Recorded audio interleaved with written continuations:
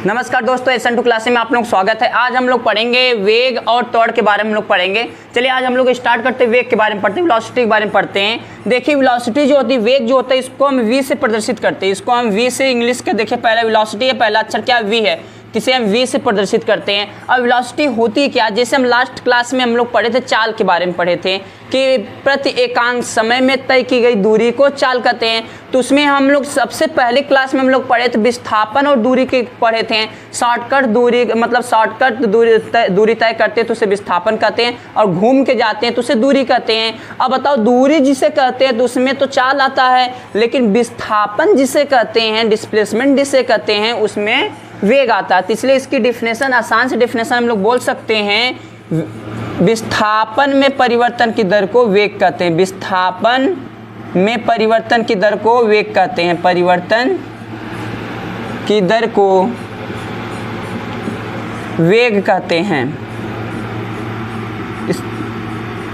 जब विस्थापन मतलब हम देखिए, जैसे कि अगर हम यहाँ से, अगर कोई बिंदु है यहाँ पे, ठीक है, अगर यहाँ कोई बिंदु, अगर यहाँ से हम चलें, एक विस्थापन हम तय किए, इस दूसरे बिंदु तक विस्थापन तय किए। अगर इसमें अपने विस्थापन में कोई, अगर इसमें चेंजेस करते हैं, विस्थापन में कोई परिवर्तन कर देते हैं, उसमें परिवर्तन में जो समय लगता है उसी को हम क्या कहते हैं, वेग कहते हैं। कि जितना हमको बोल दिया गया है कि आप विस्थापन तय करो, हम विस्थापन तय करके आगे जा रहे हैं। अब अगर विस्थापन में किसी कारणवश हमें क्या करना, चेंजेस करना पड़ जाए, परिवर्तन करना पड़ जाए, और उस परिवर्तन में हमें जितना समय लगेगा तो उसे हम क्या कहते हैं, वेग कहते हैं। अब ये हमारा वेग जो होता है, हमारा फार्मूला इसका कैसे निकालेंगे कि वेग जो होता है, वेग बराबर किसमें परिवर्तन करें, विस्थापन में परिवर्तन, और दर हमारा समय होता है। तो इसलिए वेग बराबर विस्थापन बटा समय होता है। विस्थापन बटा समय, क्योंकि चाल बराबर दूरी, मतलब चाल था, दूरी बटा समय आ रहा था, यहाँ वहाँ दूरी था, यहाँ पे हमारा वेग क्या आएगा, विस्थापन बटा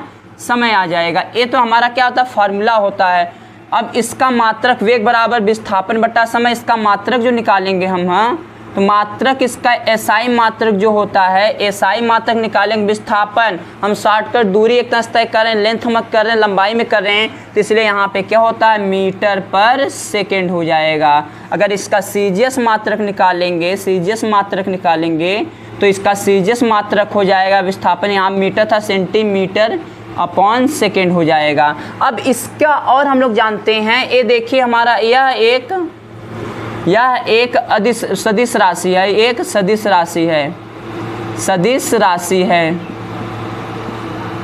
क्यों सदिश राशि है, क्योंकि एक चीज़ के दृष्टि में हम लोग जानते हैं कि हम शॉर्टकट दूरी तय करते हैं। देखिए इसमें क्या आ रहा है, विस्थापन आ रहा है। अब विस्थापन आ रहा है, हम जानते हैं अगर किसी बिंदु से दूसरे बिंदु तक हम सीधा गए हैं, अगर मान तो एक दिशा में हम गए हैं, बिल्कुल सीधा एक दिशा में गए, तो दिशा निश्चित है। जब दिशा निश्चित है तो आप बताओ, जहाँ निश्चित दिशा हो जाता है और कुछ ना कुछ मान लेते हैं कि 1 किलोमीटर दूरी तय किए हैं और हम ईस्ट में तय किए हैं, और ईस्ट हमारी क्या हो गई, दिशा हो गई। ईस्ट में हम सीधा जा रहे हैं बिल्कुल, और यहाँ पे हमारा क्या आ रहा है, कितना किलोमीटर दूरी तय किए, परिमाण। अगर परिमाण और दिशा जिसमें निश्चित होता है उसे हम बोलते हैं, सदिश राशि बोलते हैं। यहाँ पे देखिए विस्थापन आ रहा है, हम सीधा जा रहे हैं, उसमें जो समय लगेगा, तो इसलिए हमारे इससे क्या बोलेंगे, सदिश राशि बोलेंगे। अब ये सदिश राशि, इसको हम एक चीज़ और बोलते हैं, यह जीरो, धनात्मक और ऋणात्मक तीनों होते हैं। ये जीरो भी होता है, धनात्मक भी होता है। इसे लिख देता हूँ मैं यहाँ पे, जीरो प्लस और माइनस तीनों होते हैं। जो हमारा वेग होता है, वेग जीरो भी हो सकता है, प्लस भी हो सकता है और माइनस भी हो सकता है। वेग जो होता है जीरो हो सकता है, ऋणात्मक भी हो सकता है और धनात्मक तीनों हो सकता है। तो हमारे इस बात का बस ध्यान रखना कि जो हमारा वेग होता है जीरो भी हो सकता है, धनात्मक भी हो सकता है, ऋणात्मक तीनों हो सकता है। अब लेकिन तो एक चीज़ इसमें हम लोग जानते हैं कि वेग तो हम लोग पढ़ लिए, वेग बराबर विस्थापन बटा समय पढ़ लिए। अब यह एक मतलब इसका मात्रक मीटर पर सेकेंड हो गया, अब इसका सीजीएस मात्रक सेंटीमीटर पर सेकेंड हो गया, और यह एक सदिश राशि। सदिश राशि क्यों, क्योंकि शॉर्टकट दूरी हम तय करें, बिल्कुल सीधा जा रहे, एक ही डायरेक्शन में जा रहे, तो इससे हमारा क्या आ जाएगा, यह सदिश राशि आ जाएगा। अब हमें इसको जानते हैं कि एक इसमें दो, मतलब ये हमारा वेग जो होता है दो तरह से होता है। ये वेग को हम देख लेते हैं, दो तरह से वेग होता है। वेग को अगर हम निकालेंगे, वेग होता हमारा दो तरह से, एक हमारा होता प्रारंभिक वेग, एक होता प्रारंभिक वेग और एक होता अंतिम वेग। अंतिम वेग।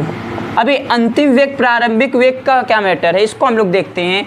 देखिए, अगर हम किसी एक बिंदु से, कोई एक बिंदु है ए, कोई बिंदु है, इस बिंदु से बी तक गए, ए बिंदु से बी तक गए। अब इसमें अगर हम जाएंगे, सीधा जाएंगे, हम जा रहे हैं वहाँ पे बी बिंदु तक, हम जहाँ से चलना स्टार्ट किए हैं, जहाँ चलना स्टार्ट किए हैं, तो इसको हम बोलते हैं प्रारंभिक बोलेंगे। जहाँ से हम चलना स्टार्ट करेंगे वहाँ हम क्या बोलेंगे, प्रारंभिक बोलेंगे। तो प्रारंभिक बोलेंगे, इनिशियल पॉइंट बोलेंगे, इसको हम क्या बोलेंगे, इनिशियल पॉइंट बोलेंगे, प्रारंभिक बिंदु बोलेंगे। प्रारंभिक बिंदु बोलते तब यहाँ से जाके चल के हम जाएंगे, कुछ ना कुछ वेग से जाएंगे, तो इसलिए हम यहाँ क्या बोलेंगे, प्रारंभिक वेग होगा। और जहाँ पे लास्ट में जाके हमारा डेस्टिनेशन होता है, जो लास्ट में जाके मान लीजिए 10 किलोमीटर दूरी कहीं ना कहीं हम तय किए हैं, लास्ट में हम जहाँ पे गए हैं, अब यहाँ पे हमारा क्या आता, अंतिम आता, अंतिम बिंदु आता। अंतिम बिंदु होता है तो उसे हम बोलते हैं अंतिम वेग।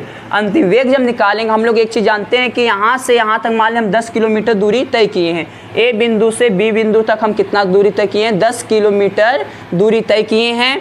अभी हमारा प्रारंभिक वेग हो गया, ए अंतिम वेग हो गया। हम जहाँ से प्रारंभिक वेग से चलना स्टार्ट करते हैं वहाँ पे हमारा क्या होता है, जीरो होता है, क्योंकि जहाँ से हम चलना स्टार्ट करते हो क्या होता है, जीरो होता है। लेकिन जहाँ पे पहुँचे हैं फाइनल जहाँ पहुँचे, कितना किलोमीटर दूरी तय करके गए, 10 किलोमीटर दूरी तय करके हम गए हैं।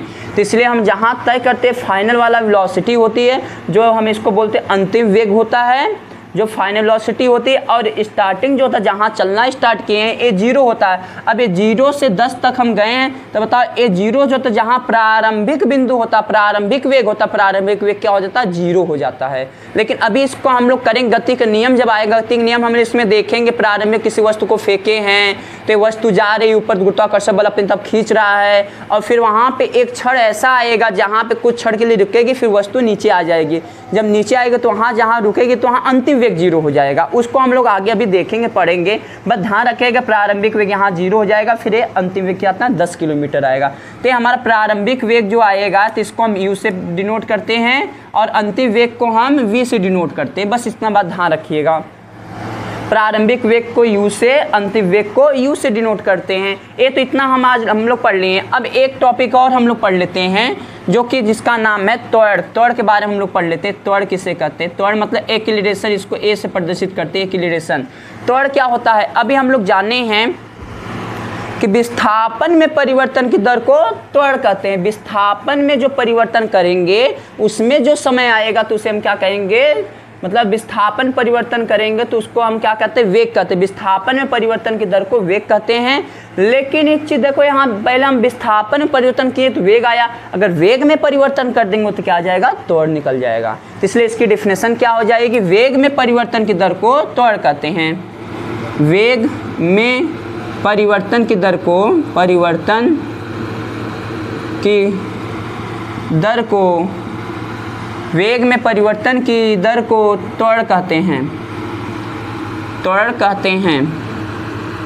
अगर हम वेग में परिवर्तन करेंगे तो उसमें जो समय लगेगा तो उसे क्या कहेंगे, त्वरण कहेंगे। विस्थापन में जब परिवर्तन करेंगे उसमें जो समय लगता है वेग आएगा, वेग में परिवर्तन करेंगे उसका क्या आ जाएगा, त्वरण आ जाएगा। बस और कुछ इसमें नहीं। इसका फार्मूला क्या होता है, इसका अगर हम फार्मूला लिखेंगे त्वरण का, तो त्वरण बराबर होता है वेग बटा समय। वेग में परिवर्तन बटा समय हो जाएगा। वेग में परिवर्तन बटा समय, इसका क्या हो जाता है, मतलब फार्मूला हो जाता है। इसका ऐसा ही मात्रक अगर लिखेंगे, वेग में परिवर्तन, यहाँ लिख देता हूँ मैं, वेग में परिवर्तन। अब इसका एसआई मात्रक अगर हम निकालेंगे, एसआई मात्रक निकालेंगे तो इसका एसआई मात्रक आता है। देखो वेग का क्या होता है, वेग का हम लोग अभी पढ़े हैं ना, मीटर पर सेकेंड, तो यहाँ पे क्या हो जाएगा, मीटर पर सेकेंड हो जाएगा। अपॉन में अब समय क्या है, समय का तो सेकेंड होगा ना। अब इसको जब हम ऊपर सरल करेंगे तो क्या आ जाएगा, देखिए सेकेंड का स्क्वायर हो जाएगा कि नहीं, तो इसलिए इसको बोल सकते हैं मीटर पर सेकेंड स्क्वायर। मीटर पर सेकेंड स्क्वायर इसको हम लोग बोल सकते हैं। अब बताइए कि यहाँ हम वेग हम लोग निकाले हैं ना, वेग को एक चीज़ हम लोग जान लेते हैं, इसके कौन से, मतलब ये तो हम जान लें कि सदिश राशि होती है। अब ये सदिश राशि होती है तो यहाँ पे इसका बीमी सूत्र हम लोग निकाल लेते हैं। यहाँ पे बीमी सूत्र, बीमी सूत्र इसका निकाले नहीं थे हम लोग, वेग का बीमी सूत्र क्या होता है, क्योंकि विस्थापन हम तय कर रहे हैं ना, जब वेग हम विस्थापन तय करें तो विस्थापन का बीमा क्या होती है, एल होता, कितना कुछ ना दूरी तय करें लेंथ में ना, तो एल हो जाएगा और समय का टी हो जाएगा, तो इसलिए इसको जब ऊपर ले जाएंगे क्या हो जाएगा, एल टी माइनस 1 हो जाएगा। ये ऊपर जाएगा तो एक ब्रैकेट में लिखते हैं तो एल टी माइनस 1 हो जाएगा। उसी तरह यहाँ पे देखिए त्वरण हमारा क्या होता है, वेग में परिवर्तन की दर को त्वरण कहते हैं, और त्वरण बराबर वेग में परिवर्तन बटा समय हो जाएगा, और ऐसा ही मात्रक मीटर पर सेकंड, वेग का क्या होता है मात्रक मीटर पर सेकंड होता है, देखिए मीटर पर सेकंड, और समय क्या हो जाएगा सेकंड हो जाएगा, इसको हम सेकंड नीचे है तो गुणा हो जाएगा, क्या हो जाएगा मीटर पर सेकंड स्क्वायर हो जाएगा। अब इसका हम बीमा निकालेंगे तो बीमा इसकी क्या बीमा होगी, इसकी बीमा अगर हम लोग लिखेंगे तो यहाँ पे वेग की बीमा यहाँ पे आई है एल टी माइनस 1 आई है, तो इसलिए इसका बीमा हम लोग लिखेंगे, यहाँ पे मैं लिख देता हूँ इतना में, बीमी सूत्र, त्वरण का बीमी सूत्र, त्वरण का बीमी सूत्र, तो क्या हो जाएगा, एक अगर बीमी सूत्र लिखेंगे तो ऊपर कौन बैठा है यहाँ पे, वेग है ना, वेग का बीमा भी हम लोग निकाले एल टी माइनस 1 होता है, और अपॉन में कौन है, समय है, समय का क्या होता है टी होता है। अब अगर इसको हम लोग टी को ऊपर ले जाएंगे क्या हो जाएगा, टी जाए किस में जुड़ जाएगा, तो एल टी माइनस 2 हो जाएगा, तो इसकी बीमा क्या हो जाएगी, क्योंकि देखिए यहाँ टी नीचे प्लस है तो ऊपर जाएगा तो -1 हो जाएगा, और एक टू का पावर -1 है ही, और टी के बेस से में तो घाते जुड़ जाती, -1 मिलकर कितना -2 हो जाएगा, तो एल टी माइनस 2 हो जाता है, तो इसलिए यहाँ पे इसकी त्वरण की बीमा क्या हो जाती है, एल टी माइनस 2 हो जाता है। यहाँ तक तो हम लोग दो टॉपिक का नाम पढ़े हैं, वेग और त्वरण के पढ़ लिए हैं। अब इसके आगे हम लोग और डिटेल में आगे हम लोग नेक्स्ट क्लास में पढ़ेंगे। अगर यहाँ तक समझ में आया तो वीडियो को लाइक शेयर एंड सब्सक्राइब जरूर कर दीजिए, बेल आइकन प्रेस कर दीजिए, ताकि मैं डेली वीडियो लेके आता रहता हूँ आप लोगों के लिए।